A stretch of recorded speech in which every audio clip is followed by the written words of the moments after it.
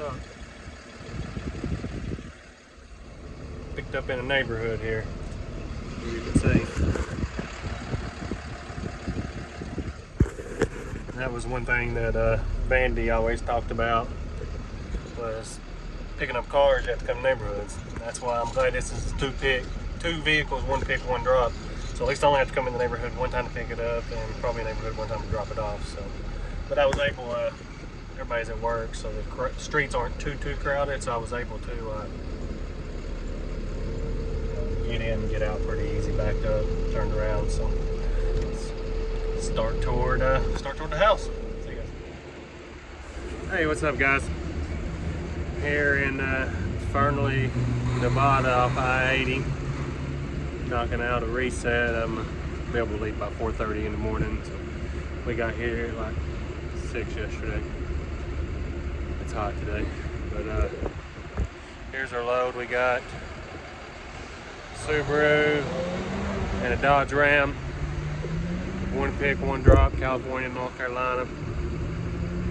So I've got some room to move them up if I find something else along the way that's worth it, but I don't know if I will or not. But as y'all seen in the last video, I worked quite a bit on the lights and things of that nature to get them right.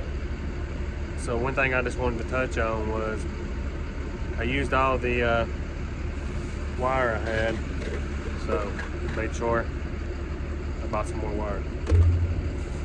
I used all my splice connectors.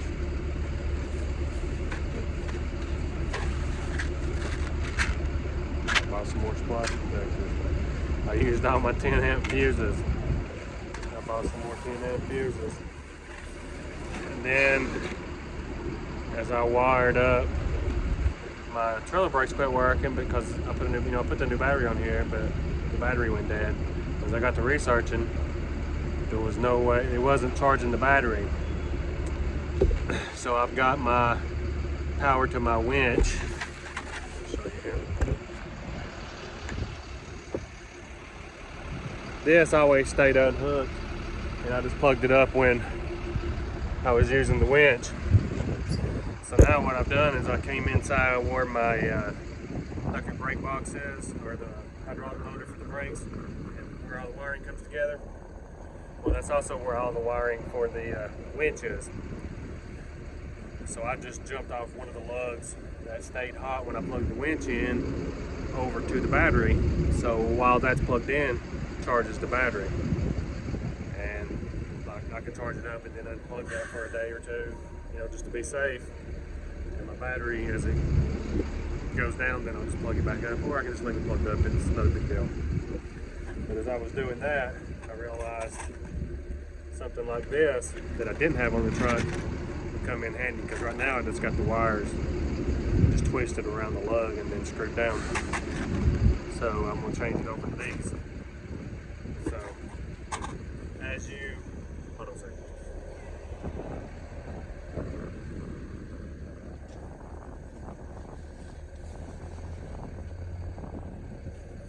My bag's put away. I didn't want to be a little bug. So as you use things on your truck, make sure you replace them.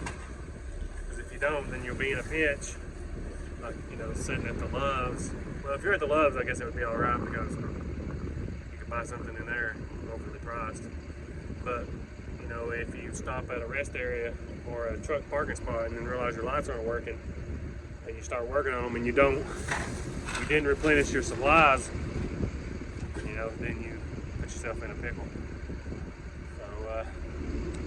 So other than that, we got us a nice corner spot. Nobody can park beside me over there. It's kind of dead right now, but there was 2 spots over last night, and I moved over here this morning. Well, I unhooked it with the Walmart and then moved over here. But I stopped in Sparks, Nevada at the TA and got fuel. I was going to do my reset there, which is right next to Reno. But man, the truck stops there were packed. So I came on down about 30 miles to the Pilot here, and as I was getting off the ramp, I seen this spot was empty. Everything else looked full. And it's over in this corner, so it was, I'd say a lot of people don't come in this corner because there was some trucks there and you couldn't see it. But I seen it getting off the ramp, so I hustled in here and snatched it up. So, but Then we'll get on the road in the morning and head toward the house. See you guys.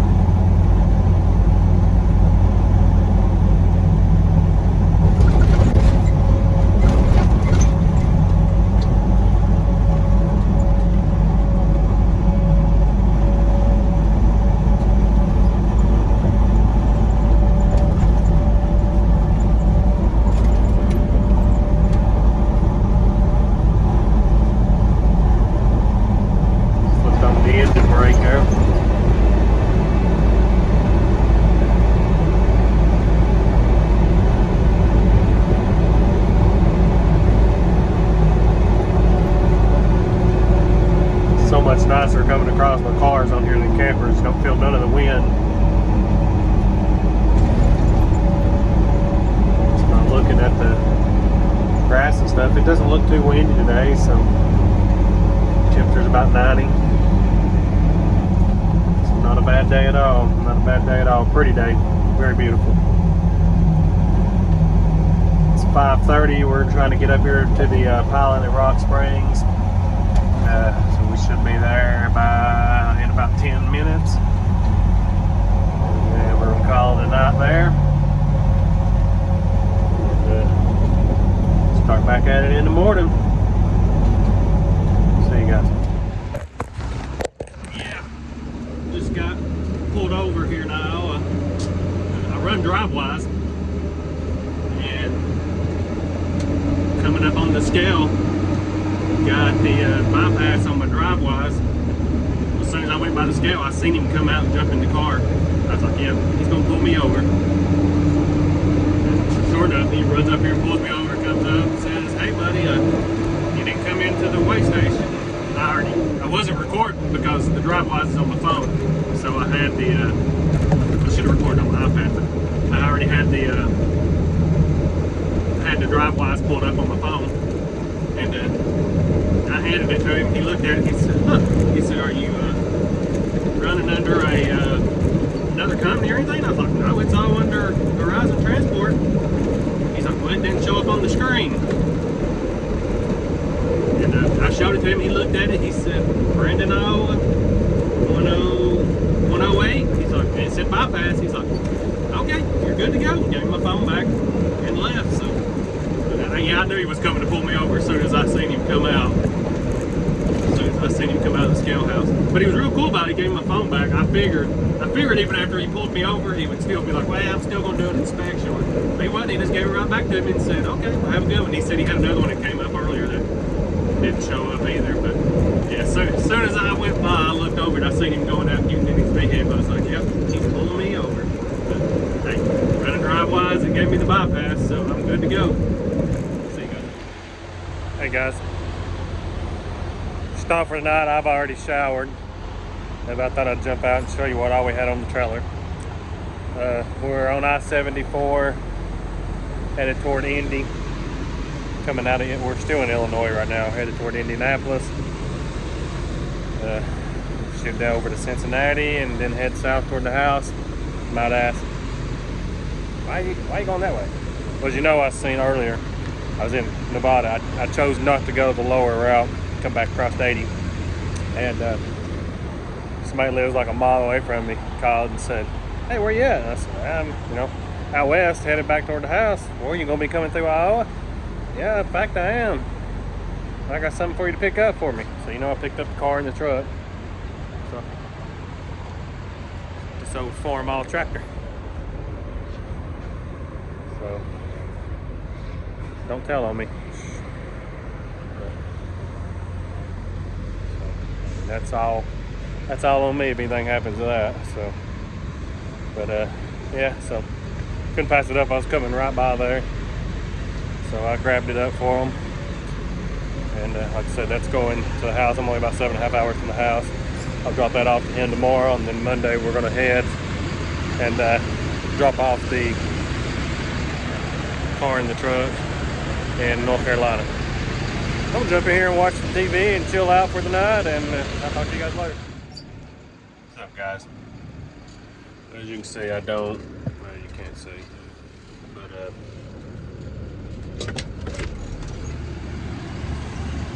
I don't have my trailer with me. And I got those cars dropped in North Carolina yesterday. Then dropped my trailer off last night because I got back home. And right now we are at the TA. Gonna get an alignment on the truck. It's pulling to the right just a little.